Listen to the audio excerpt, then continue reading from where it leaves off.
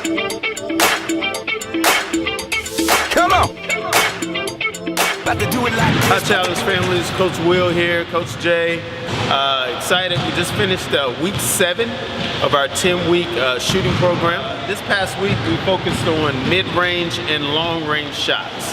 Now, the interesting thing about mid-range and long-range shots, these shots don't differ.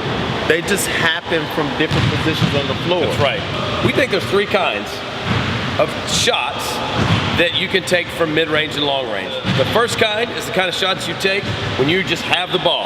You haven't dribbled, and you're not going to dribble. These are catch and shoots or rise-ups. Then there's a second kind, when you have the ball and you're going to use probably one dribble to get to the next available spot to take a shot. So those can be where off of a cut you're catching and you got one dribble into the next open spot.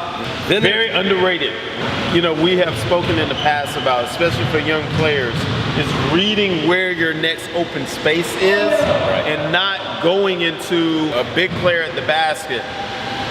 You want to make the attempt to read and see where the space is instead of engaging that defender. I may not be successful at this layup or finish at the rim, but here's my next area of success. It's not just can I get to the basket. Every move that happens in this category, pretty much everyone we can think of starts with some form of rip.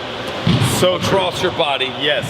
So even if you're standing stationary with the ball, rip and one dribble to the next available spot. Or if you're on the run and you catch it, there's going to be usually a rip involved. So that's category 2. All of those end up in the same exact shot, which we talked about was our form shooting. Yes. So one of the most revolutionary things Coach Will learned years ago was, in the end, it's all the same shot. That's right.